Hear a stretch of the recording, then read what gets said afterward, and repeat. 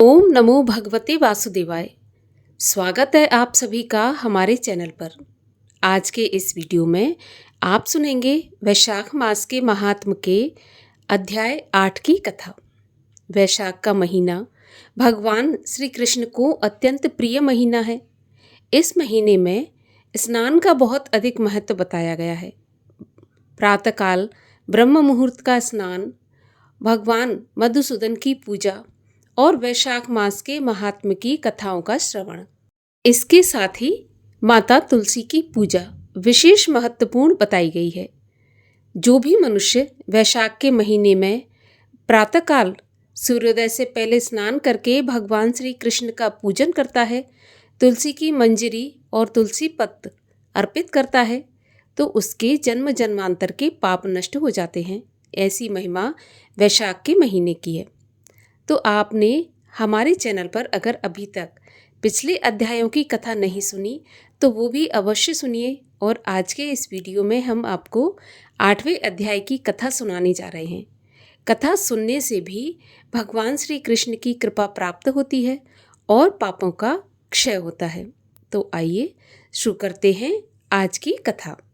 मैथिल ने कहा, हे ब्राह्मण, जलदान न करने से इक्ष्वाकु वंशधर राजा का 3 जन्म चातक होना और मेरे घर में गृह गोधी बनना ठीक ही हुआ, क्योंकि साधु महात्माओं की सेवा न करने से गिद्ध की योनि पाई। परंतु आपने जो ये कहा कि उसे 7 जन्म तक कुत्ते की योनि मिली, ये बात मुझे बहुत अनुचित लग रही है कि उसे बिना कारण ही कुत्ते की योनि क्यों मिली। हे विप्रवर, मैं आपका प्यारा शिष्य हूँ, आप मेरे इस संशय को दूर कीजिए।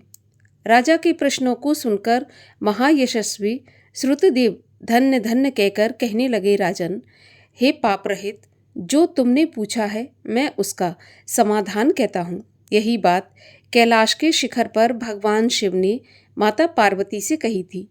सब लोगों की रचना कर उनकी आमुष्मिक और ऐहिक 2 प्रकार की स्थिति बनाई, जल सेवा, अन्न सेवा और औषधि सेवा। हे महाभागे, ये तीनों ऐहिक अर्थात इस लोक की स्थिति के हेतु हैं। साधु सेवा, विष्णु सेवा और धर्म सेवा ये तीनों परलोक की स्थिति के हेतु हैं। ऐहिक हेतुओं का करना तत्काल धन संपत्ति देता है। अप्रिय बातें कहना भी दुख का हेतु होता है। यहाँ एक पुराना इतिहास वर्णन करते हैं जो ऐसा पापनाशक और अद्भुत है कि जिसके सुनने से रोमांच हो जाता है। यज्ञ दीक्षा में उपगत दक्ष प्रजापति एक समय महादेव जी को बुलाने कैलाश पर गए। उन्हें देखकर उन्हीं की भलाई सोचकर महादेव जी ने उठकर उनका आदर नहीं किया। भगवान शिव ने सोचा कि मैं संपूर्ण देवताओं का गुरु हूँ। स्वामी सेवक के आने पर पति स्त्री के लिए, गुरु शिष्य के लिए उठकर खड़े नहीं होते। जो स्वामी स्वयं भृत्य आदि के लिए उठते हैं उनकी आयु, धन और यश तत्काल नष्ट हो जाता है।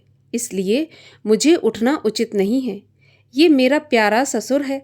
ऐसा विचार कर दक्ष प्रजापति की भलाई सोचकर महादेव जी आसन से नहीं उठे। तब महादेव जी द्वारा उठकर आदर न किए जाने के कारण दक्ष प्रजापति को बड़ा क्रोध आया और अनेक प्रकार से महादेव जी के आगे ही उनकी निंदा करने लगे कि ऐसा अहंकारी, जिसका धन केवल एक बूढ़ा बैल है, कपाल की हड्डी धारण करते हैं, शमशान में घर है, सर्पों के आभूषण धारण करते हैं, संग में रात दिन भूत प्रेत पिशाच ऐसे ऐसे दुर्जन रहते हैं। दुरात्मा नारद के बताने से मैंने अपनी कन्या सती का विवाह इसके संग कर दिया। ये भी अलग धर्म वाली हो गई। मैं इसे कभी नहीं सह सकता। मेरी पुत्री से भी मुझे कोई मतलब नहीं। ऐसे विमूढ़ आत्मा दक्ष ने सती और शंकर को निमंत्रण नहीं दिया और अनेकों प्रकार के कुवाक्य कहकर चला गया। इसके बाद यज्ञ स्थान में जाकर ऋत्विक और मुनियों को संग ले विधि पूर्वक यज्ञ करने लगा और शंकर जी की निंदा करता रहा। ब्रह्मा और विष्णु को छोड़ सिद्ध, चारण, गंधर्व, यक्ष, राक्षस और किन्नर आदि सब देवता यज्ञ में आए। तब सती की इच्छा अपने कुटुंबियों से मिलने तथा उत्सव को देखने की हुई। स्त्रियां स्वभाव की चंचल होती हैं, इसलिए महादेव जी के मना करने पर भी जाने की जिद पर माता सती अड़ी रहीं।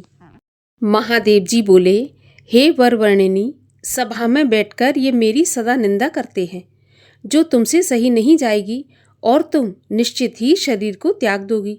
अतएव तुम अपने पिता के घर मत जाओ, वहां जाने से तुम्हारा कल्याण नहीं होगा। इस प्रकार समझाने पर भी सती नहीं रुकी, अकेली घर से निकलकर पैदल चल दी। तब नंदी ने चुपचाप सती को अपनी पीठ पर बैठा लिया और महादेव जी के करोड़ों भूत आदि गण पीछे चले। सती जी महलों में होती हुई किसी के न बोलने पर उदास हो महादेव जी की बात याद करके यज्ञ मंडप में पहुंच गई।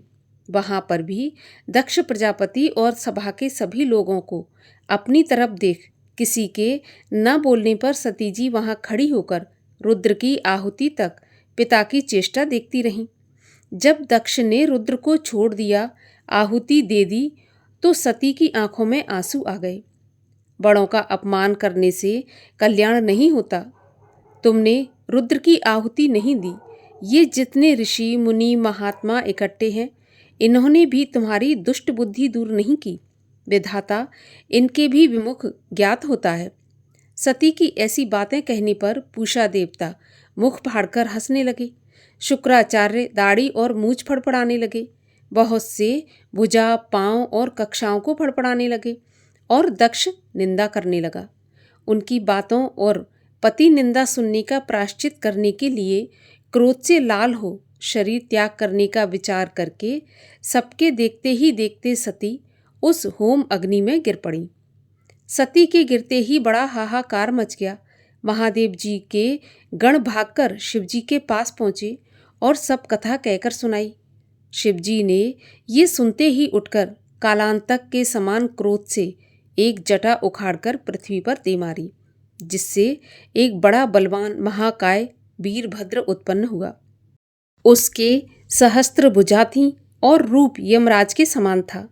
वह महादेव जी के सामने हाथ जोड़कर कहने लगा कि क्या आज्ञा है। यह सुनकर रुद्र भगवान क्रोध करके अपने सम्मुख खड़े हुए वीरभद्र से बोले कि तुम बड़े बड़े बलवान भूतगणों को अपने साथ लेकर मेरे निंदक दक्ष का नाश कर दो, जिसके कारण मेरी प्रिया सती को शरीर त्यागना पड़ा। महादेव जी की आज्ञा पाकर वे सभी यज्ञशाला में पहुंचे और देवता, असुर, मनुष्य आदि सब सुभटों को मार गिराया। पूषा के दांत उखाड़ डाले और दुरात्मा भृगु की दाढ़ी मूछ उखाड़ दी। जिसने जो अंग फड़काया था, उसका वही अंग वीरभद्र ने उखाड़कर फेंक दिया और दक्ष के सिर की रक्षा भृगु के मंत्र बल से करने के कारण बड़े उद्योग करने पर भी सिर नहीं कटा। तब रुद्र ने स्वयं आकर उस दुरात्मा का सिर काटकर अलग कर दिया और यज्ञ में जो आए थे उनका संहार कर गणों सहित कैलाश को चले गए। मरने से जो बचे थे वे ब्रह्मा जी की शरण में आए। उनको संग ले ब्रह्मा जी कैलाश पर पहुंचे। महादेव जी का क्रोध शांत करके समझा बुझाकर उन्हें लेकर यज्ञशाला में गए और जो यज्ञ में मारे गए थे उन सबको जीवन दान दिया गया। सदाशिव ने दक्ष के धड़ पर बकरे का सिर रख दिया। उसी से उनकी प्रसन्नता के लिए बम बम बम किया जाता है। बकरे की दाढ़ी भृगु जी के मुख पर लगा दी। पूषा के जहाँ तहाँ अंग लगाकर सबके सिर जोड़ और सबका कल्याण कर दिया। दक्ष का यज्ञ पूरा करवाकर देवता अपने अपने स्थानों को गए और शिवजी नैष्टिक ब्रह्मचर्य व्रत धारण कर गंगा तट पर पुन्नाग वृक्ष के नीचे तप करने लगे। दक्ष पुत्री सती ने हिमाचल के घर उसकी स्त्री मेनका के गर्भ से जन्म लिया और वहीं पर उनका पालन पोषण होने लगा। इतने में तारकासुर नामक एक राक्षस उत्पन्न हुआ और परमेष्ठी ब्रह्मा से वरदान पाया कि सिवाय रुद्र के महाबली पुत्र के तू किसी से भी नहीं मारा जाएगा।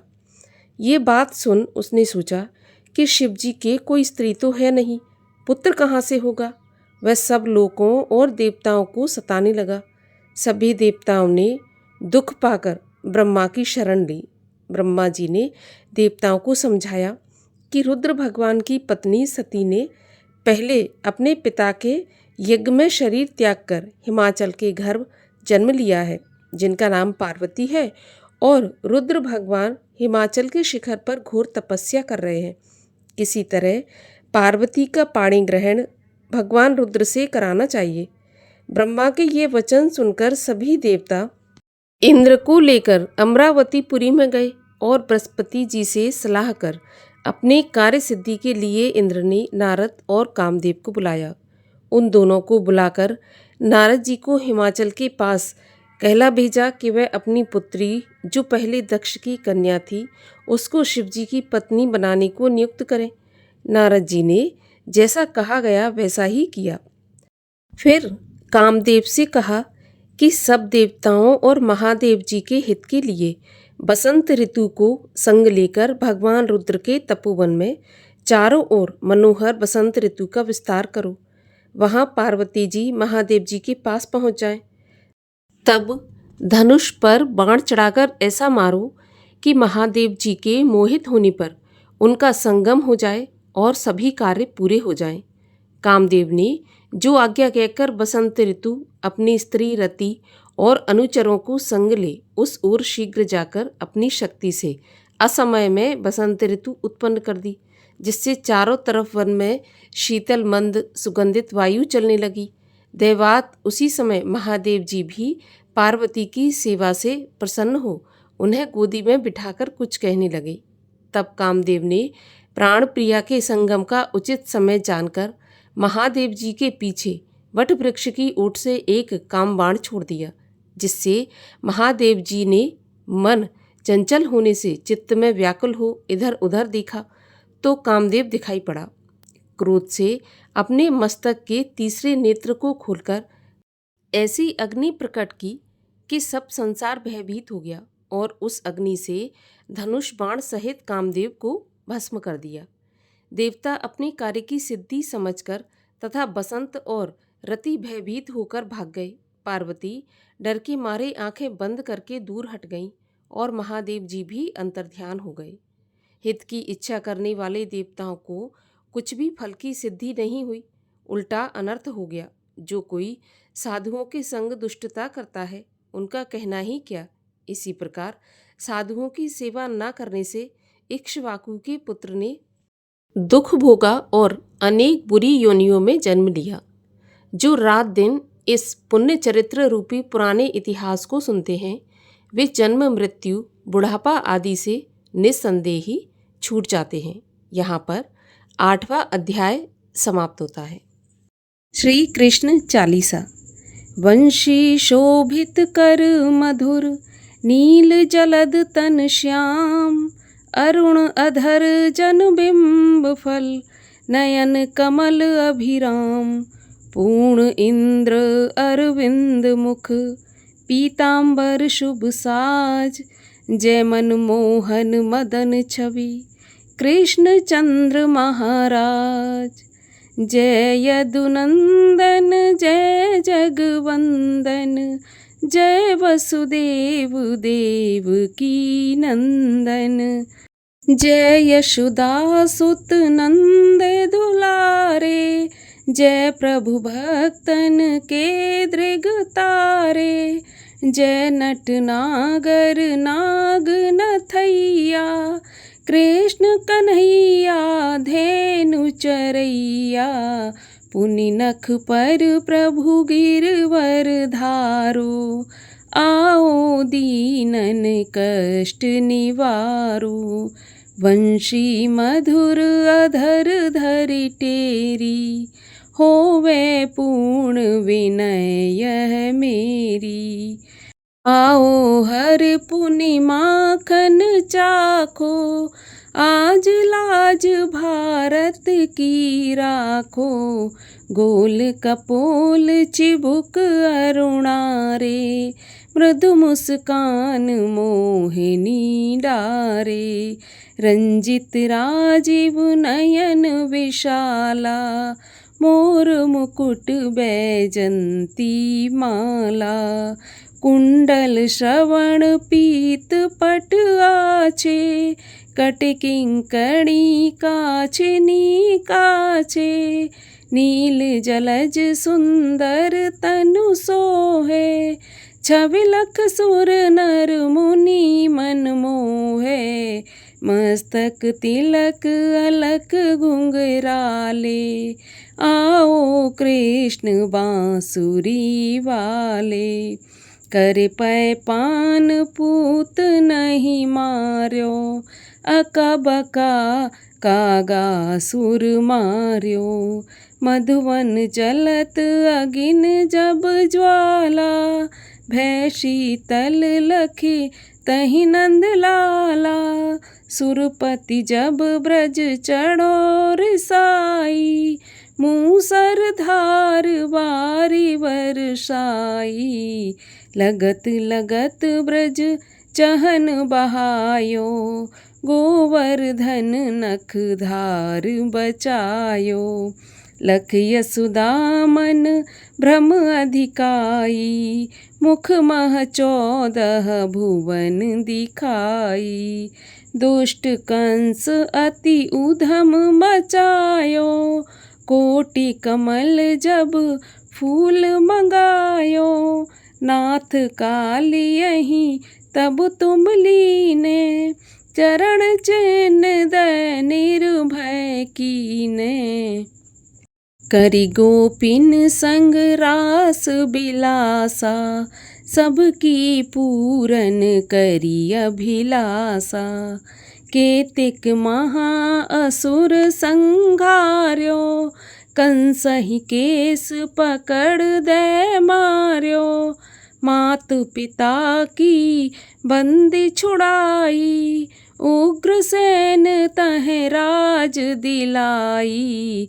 महिषे मृतक छयो सुत लायो, मातु देव की शोक मिटायो।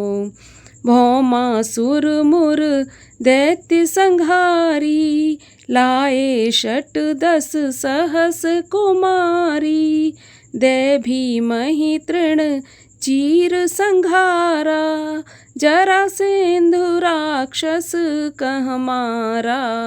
असुर बकासुर आदिक मार्यो, भक्तन के तब कष्ट निवार्यो। दीन सुदामा के दुख टार्यो, तंदुल 3 मूठ मुख डार्यो। प्रेम के साग विदुर घर मांगे, दुर्योधन के मेवा त्यागे। लखी प्रेम की महिमा भारी, ऐसे श्याम दीन हितकारी। मारथ के पारथ रथ हाके, लिए चक्र कर नहीं बल थाके। निज गीता के ज्ञान सुनाए, भक्तन हृदय सुधा वर्षाए। मीरा थी ऐसी मत वाली, विष पी गई बजा कर ताली।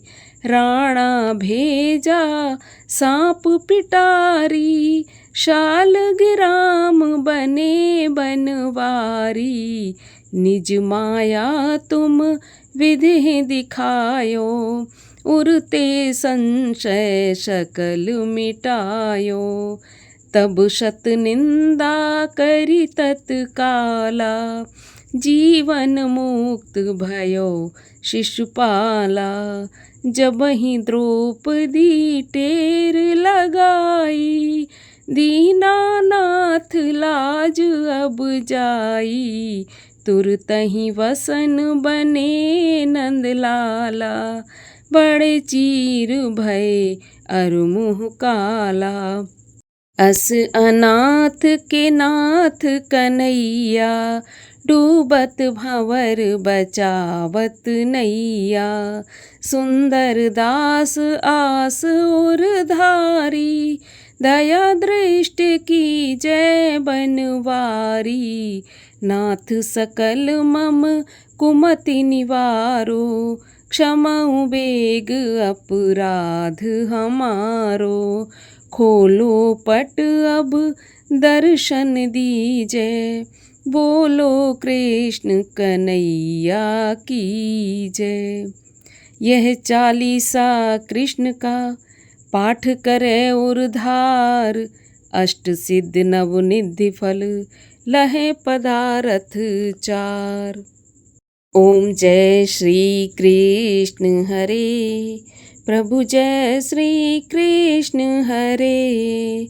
भक्तन के दुख सारे पल में दूर करे, ओम जय श्री कृष्ण हरे। परमानंद मुरारी मोहन गिरधारी, जय रस रास बिहारी, जय जय गिरधारी। ओम जय श्री कृष्ण हरे। कर कंकन कटि सोहत, कानन में बाला, मोर मुकुट पीतांबर, सोहे वनमाला। ओम जय श्री कृष्ण हरे। दीन सुदामा तारे, दरिद्रों के दुख टारे, गज के फंद छुड़ाए, भवसागर तारे। ओम जय श्री कृष्ण हरे। रण्य कश्यप संहारे, नरसिंह रूप धरे, पाहन से प्रभु प्रगटे, जम के बीच परे। ओम जय श्री कृष्ण हरे।